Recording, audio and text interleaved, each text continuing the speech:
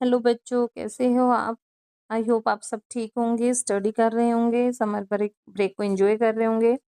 आज हम जैसे हमने स्टार्ट किया हुआ ज्योग्राफी का क्लास 7 ज्योग्राफी का फर्स्ट चैप्टर, उसी की कंटिन्यूएशन के लास्ट वीडियो है। पहले दो वीडियो में हमने नॉर्दर्न माउंटेन्स को, प्लेन्स को, डेजर्ट एरिया को और पेनिनसुलर प्लेट्यू को कवर किया है। आज की वीडियो में हम इंडियन कोस्टल लाइन आइलैंड्स को कवर करने वाले हैं एंड आइलैंड्स को कवर करने वाले हैं। तो हम स्टार्ट करते हैं इंडियाज अमेजिंग कोस्ट लाइन से।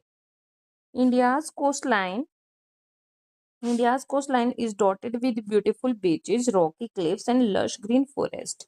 यानी जो हमारी वेस्ट लाइन है वो that is full of forest and beautiful beaches are also है, rocky cliffs are there. Some beaches have golden sand and other are having black rocks. Some island have coral reefs and while other are covered with thick jungles. Reef, coral reef islands के बारे में मैं आगे बात करने वाली हूँ, जहाँ हम आइलैंड्स के बारे में बात करेंगे। लेकिन जो हमारे ईस्टर्न कोस्टल लाइन और वेस्टर्न कोस्टल लाइन है, वहाँ पे भी हमें गोल्डन सैंड और ब्लैक रॉक्स देखने को मिल जाती है। India's coast are full of surprise and India's coastal line is over 7,500 kilometre long.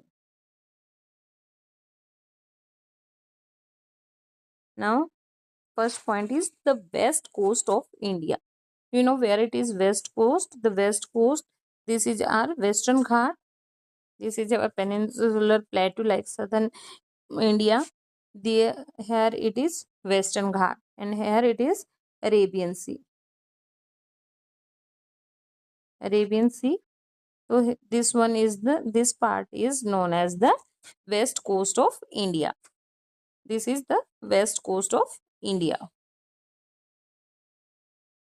It stretches from Gujarat to Kerala. It stretches from Gujarat to Kerala, passing through Maharashtra, Goa, and Karnataka. Most rivers have originated from West Ghats, flow swiftly and form estuaries. The coastline is shaped by alluvial deposits from short rivers and features covers creeks and estuaries, while with the Narmada and Tapi estuaries being the largest. Like they are saying कि जो west coast है हमारी, कहाँ से start होती है? गुजरात से, और कहाँ तक एंड होती है? ये हमारी केरला पे। इसके बीच में थ्री जो हमारे स्टेट और कवर होते हैं, जो वेस्ट कोस्ट का ही पार्ट है, जो कि है महाराष्ट्र, गोवा एंड कर्नाटका। और यहाँ पे जो रिवर्स फ्लो करते हैं बहुत स्विफ्टली फ्लो करती हैं, और जो कोस्ट लाइन है वहाँ पे एलुवियल डिपॉजिट, जो ये रिवर्स हैं वो अपने साथ एलुवियल्स को डिपॉजिट कर देते हैं यहाँ पे, उनसे ही ये फॉर्म किए जाते हैं। और जो नर्मदा और तापी रिवर है, उनकी एस्चुरीज यहाँ पे सबसे बड़ी एस्चुरीज काउंट होते हैं यहाँ। और the west coast also has many important ports and cities. These have been the center of economic activity for millennia. Like जो हमने बात की हमारी गुजरात से स्टार्ट होके केरला तक होती है, उसके बीच में महाराष्ट्र, कर्नाटका और गोवा जैसे मेन सिटीज आते हैं। तो यहाँ पे काफी सारे इंपॉर्टेंट पोर्ट्स और सिटीज भी हैं। अब हम बात करते हैं हमारी ईस्ट कोस्ट के बारे में। जो ईस्ट कोस्ट है हमारी, वो कहाँ से कहाँ तक है? The east coast lies between east coast lies between the Eastern Ghat and Bay of Bengal, stretching from Ganga Delta to Kanyakumari. It has wide plains and major rivers delta, including Mahanadi, Godavari, Krishna and Kaveri. कई सारी बड़ी बड़ी बड़ी reverse यहाँ flow करती हैं, जिसमें से महानदी, गोदावरी, कृष्णा, कावेरी मेन है, और ये यहाँ पे एक डेल्टा फॉर्म करती हैं, जो कि हमारी इंडिया का सबसे बड़ा डेल्टा होता है। और कई सारे इंपॉर्टेंट लेक्स भी हैं यहाँ पे, जैसे चिल्का लेक है, पुलिकट लेक है। पुलिकट लेक एक्चुअल में क्या है? एक लगून है। वो एक बड़ी वाटर बॉडी जो बे ऑफ बंगाल है, उसी से सेपरेट एक छोटा पार्ट है, जो एक नेचुरल बैरियर से की वजह से अलग हो गया है मेन पार्ट से, और उस एक ऐसे लेक का फॉर्म ले लिया, उसको बोलते हैं हम लगून। फिर बात करते हैं हम डेल्टाज के बारे में। अभी हमने वर्ड यूज किया था डेल्टा। तो डेल्टा क्या होते हैं? These are the landforms, यानी ये लैंड फॉर्म्स ही हैं।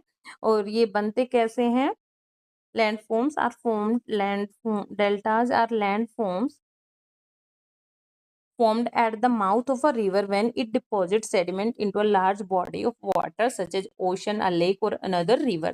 जैसे ही कोई रिवर है एंड सब वो जो पानी वाटर बॉडी में जाके फॉल होती है, उससे पहले अपने सेडिमेंट्स को डिपॉजिट कर देती है किसी भी वाटर बॉडी में, जैसे ओशन, लेक और अनदर रिवर, किसी बड़ी दूसरी बड़ी रिवर में, और वो एक ट्रायंगुलर शेप का या पेन शेप का एरिया फॉर्म करती हैं जिसको हम बोलते हैं डेल्टा। गोदावरी, कृष्णा एंड कावेरी महानदी, जो कि 4 बड़ी रिवर्स हमने अभी पढ़ी थी हमारी ईस्टर्न कोस्टल लाइन पर, उसमें वो वहां पे एक डेल्टा क्रिएट करती हैं जो कि काफी फर्टाइल है, making the land ideal for farming. हमने ये बात बार बार पढ़ी है कि जो सोयल एलुवियम होती है वो सबसे फर्टाइल सोयल काउंट होती है, जो रिवर्स के डिपोजिशन से, रिवर्स जो डिपॉजिट करती है सेडिमेंट्स को डिपॉजिट करती है, उनसे बनती है। ठीक है, अब हम बात करते हैं हमारा fifth next physical geographical feature, that is Indian islands के बारे में। Indian islands refer to the group of islands scattered across the Indian Ocean, the Arabian Sea and the Bay of Bengal. I hope आप सबको पता islands क्या होता है। Island एक ऐसा लैंड फॉर्म होता है जिसके that is surrounded by water bodies from all it's side, like जो चारों तरफ से वाटर बॉडी से कवर होता है उस एरिया को हम बोलते हैं आइलैंड्स। तो इंडिया के पास 3 वाटर बॉडीज है, तो इन 3 वाटर बॉडीज में ही क्या है, हमारे आइलैंड्स हैं जो ऐसे स्कैटर्ड है, ऐसे एक एक ग्रुप का हमने कुछ कुछ नाम दिया है, तो उसके बारे में हम आगे पढ़ते। तो हमारे 2 मेजर ग्रुप्स हमने क्रिएट किए हैं आइलैंड्स को, जितने भी आइलैंड्स हैं इंडिया के, तो उनको 2 मेजर कैटेगरी में डिवाइड किया गया है, मेजर ग्रुप्स में डिवाइड किया गया है। That is Lakshadweep, Lakshadweep in the Arabian Sea and Andaman and Nicobar in the Bay of Bengal. These islands have unique wildlife, beautiful beaches, coral reef and volcanoes. Several ancient tribes made these islands their homes tens of thousands of years ago. यानी जो हमारे 2 main groups हैं कौन कौन से, एक है हमारा लक्षद्वीप आइलैंड जो कि अरेबियन सी में है, दूसरा है अंडमान एंड निकोबार आइलैंड जो कि बे ऑफ बंगाल में है।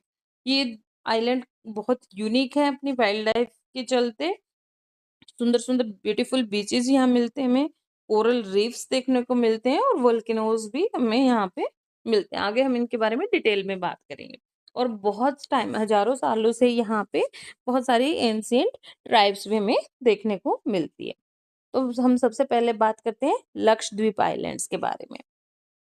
Lakshadweep is archipelago, a group of islands located in the Arabian Sea close to the Malabar coast of Kerala. यानी जो हमारा लक्षद्वीप आइलैंड है ये कहाँ है, ये हमारे इंडियन ओशन में, सॉरी ये हमारे अरेबियन ओशन में है और कहाँ है, मालाबार कोस्ट के पास। It is made up of 36 island made of coral. Coral मैं अभी आपको बुक में पिक्चर भी दिखाने वाले हूँ। कोरल एक तरह के लिविंग ऑर्गेनिज्म काउंट किए जाते हैं, लिविंग बींग्स में काउंट होते हैं। वो क्या होता है, उनकी जो शेल होती है काफी हार्ड होती है, आउटर जो लेयर होती है वो ऐसे जैसे वो खत्म हो जाते हैं, मर जाते हैं, उन एक के ऊपर एक लेयर ऐसे उनकी डिपॉजिट होती चली जाती है और उससे एक हार्ड रॉकी स्ट्रक्चर बनता है जिसको हम कोरल आइलैंड्स भी बोलते हैं। जो 36 आइलैंड्स का ग्रुप है यहाँ पे हर जगह इनहेबिटेड नहीं है, पीपल नहीं है, बट कुछ कुछ में है। और इंडिया के पास काफ़ी बड़ा मेराइन एरिया कवर करती है इंडिया, और उसमें वो फिशिंग के लिए अलाउ करते हैं। रिसोर्स एक्सप्लोरेशन का कंट्रोल इंडियन गवर्नमेंट के पास ही होता है। रिसोर्सेज लाइक मिनरल्स वगैरह जो भी हमें ओशियंस में मिलते हैं उनको एक्सप्लोर करने का, और इन्वायरमेंटल प्रोटेक्शन के का कंट्रोल भी उनकी इन वाटर बॉडीज में इंडिया के पास है। नेक्स्ट हम बात करते हैं अंडमान एंड निकोबार आइलैंड के बारे में। This group comprises 500 large and small volcanic island. देखो जो हमारा लक्षद्वीप आइलैंड है वो किससे बना हुआ है, कोरल रीफ से बना हुआ है। जो हमारा अंडमान निकोबार आइलैंड है वो किससे बना हुआ है, वोल्केनिक इरप्शन से बना हुआ है। यहाँ पे भी हमारे 2 आइलैंड्स मेजर आइलैंड है, Andaman and Nicobar island. Their location is very important. See, these are the coral reef. Coral reef in Andaman island अगर हम देखें तो ऐसे दिखते हैं, और जो कि लक्षद्वीप में है कोरल रीफ वो हमें कुछ ऐसे दिखाई देते हैं। ये एक फ्लोटिंग डॉग की पिक्चर है जो इंडियन नेवी का ही है और अंडमान आइलैंड में है। ये एक एक्टिव वोल्केनो का पिक्चर है। There are they are like the outpost of India which to whom you are talking about. They are talking about the Indian islands. They are like the outpost of India, keeping an eye on the ocean. It is home of to a variety of flora and fauna. यहाँ पे बहुत अलग अलग type के flora और फोना मिलते हैं. The Andaman Islands are also significant for a from a historical point of view. अगर हम हिस्ट्री को देखें, हिस्टोरिकल पॉइंट ऑफ व्यू से देखें, तो भी अंडमान एंड निकोबार हमारे लिए बहुत ही ज्यादा इम्पोर्टेंट है. कैसे? जैसे हमारा फ्रीडम स्ट्रगल जब चल रहा था, जब ब्रिटिशर्स, इंडिया में ब्रिटिशर्स का राज चल रहा था, तो क्या था कि जो इंडियन फ्रीडम फाइटर्स थे उनको पनिशमेंट के फॉर्म में, पनिशमेंट के तौर पर वहां पे सेलुलर जेल भेज दिया जाता था, जो कि कहाँ थे? अंडमान आइलैंड पर थी, और इसको काला पानी भी बोला जाता था. यहाँ पे बहुत ही ज्यादा हार्श पनिशमेंट दी जाती थी. दूसरा क्या था, यहाँ पे कुछ भी ऐसा रिसोर्स नहीं होता था कि वापस आने के चांसेस बहुत ही कम होते थे, यानी इम्पॉसिबल माना जाता था यहाँ से वापस आना. तो जो फ्रीडम फाइटर्स थे उनको ब्रिटिशर्स यहाँ की सेलुलर जेल में बंद कर देते थे, और इस सेलुलर जेल को अभी तक भी रखा गया है ताकि हम अपने फ्रीडम फाइटर्स के सेक्रीफाइस को याद रखें, और जो हमारे फोर फादर्स रहे उन्होंने जो जो हमारे लिए सेक्रीफाइस किया है, इस जेल को इसी याद में वहां पर अभी भी रखा गया है. अब हम बात करते हैं बैरन आइलैंड के बारे में. बैरन, ये देखो, ये जो पिक्चर है ये भी हमारी बैरन आइलैंड की ही पिक्चर है. ये क्या है? इंडिया में ओनली एक्टिव वोल्केनो कहाँ मिलता है? हमें देखने को मिलता है इंडियन आइलैंड पर देखने को मिलता है. This is the only active volcano in India. अब हम बात करते हैं the delta in West Bengal and the Sundarbans. as we travel back as we travel back from islands toward the eastern side of the Himalayas with the Bay of Bengal, we came to the Sundarbans. जो हमारा south north east वाला part है, अगर हम उसकी तरफ जाते हैं, इस ईस्टर्न साइड में अगर हम जाते हैं बे ऑफ बंगाल से, तो हमें क्या देखने को मिलता है? हमें सुंदरबन डेल्टा देखने को मिलता है, जो किससे बनाया गया है?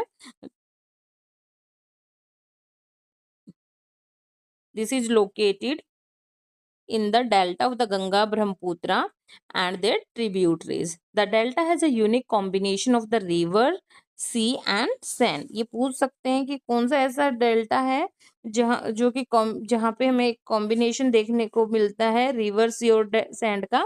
This is called Sundarban delta. About half of its land is located in India and rest in the Bangladesh, and it is also counted in UNESCO heritage site. The Sundarbans are home to many species including the royal Bengal tiger. ये भी पूछ सकते हैं कि royal Bengal tiger कहाँ मिलते हैं, तो सुंदरबंस में हमें रॉयल बंगाल टाइगर देखने को मिलते हैं. सुंदरबन डेल्टाज में, सुंदरबंस में हमें मैंग्रोव्स की वैरायटी भी दिख जाती है. मैंग्रोव्स, पता है ना मैंग्रोव्स प्लांट कैसे होते हैं? जिनकी ब्रीदिंग रूट्स होती हैं, इनकी रूट्स ऐसे देखो, आप देखोगे तो रूट्स क्या है, ऊपर की तरफ आती हुई हमें दिखाई देती हैं. ये मेघालय में सेवन सिस्टर वाटरफॉल है. ये हमारा हैंगिंग रूट्स ब्रिज है. ये एक मेघालय में एक ट्राइब है, खासी पीपल, जो एक खासी हिल का भी नाम है, और वहाँ के पीपल जो नेचर को थैंक्स गिविंग के लिए एक फेस्टिवल सेलिब्रेट करते हैं, माइनसियम. उसकी एक पिक्चर दिखाई गई है. ये रूट ब्रिज की एक पिक्चर दिखाई गई है. अब हम बात करते हैं the hills of the north east. अगर हम नॉर्थ ईस्ट वाले पार्ट में, जो हमारा असम, मणिपुर, नागालैंड वाला पार्ट है, जिसको हम सेवन सिस्टर्स वाला पार्ट भी बोलते हैं, सेवन सिस्टर्स हैं जहाँ पे स्टेट्स हैं, उसके बारे में बात करते हैं. Stay on the map as we move toward the hills of the northwest. Our final destination for now. Can you see गारो, खासी and जांतिया marked on the map? यानी यहाँ पर ये क्या है? यहाँ पे गारो, खासी एंड जैंतिया. ये गारो, खासी एंड जैंतिया हिल के नाम भी हैं, और यहाँ पे जो पीपल रहते हैं, यानी जो ट्राइब्स हैं, उनको भी इन्हीं नाम से बोला जाता है. अभी देखा था ना हमने जो ऊपर एक पिक्चर थी उसमें क्या बोला गया था, खासी पीपल। लाइक ये एक हिल्स का भी नाम है और ये एक ट्राइब का भी नाम है। These hills, part of the Meghalaya plateau, are known for their lush green, heavy rainfall and breathtaking waterfalls. And बहुत सारे वाटरफॉल्स हैं यहाँ पे, बहुत ज्यादा ग्रीनरी है और हेवी रेनफॉल होता है। जैसे कि हमें पता ही है चेरापूंजी में सबसे ज्यादा रेनफॉल होता है, तो चेरापूंजी यही मेघालय का ही पार्ट है। These region experience one of the highest rainfall in the world, making it rich in forest, unique wild life and fertile land. यहाँ की लैंड भी बहुत फर्टाइल है, फॉरेस्ट बहुत ज्यादा है और यूनिक वाइल्ड लाइफ भी हमें यहाँ पर देखने को मिलती है। अभी एक विलेज के बारे में बताया गया है जो कि मेघालय का एक विलेज है ईस्ट खासी हिल पर, मौलिनोंग इस विलेज का नाम है। और इसको क्या है, ये सबसे इम्पोर्टेंट क्या है, इसको क्लीनेस्ट विलेज इन एशिया माना गया है। इसको एक अवार्ड दिया गया है किस चीज का, क्लीनेस्ट विलेज इन एशिया।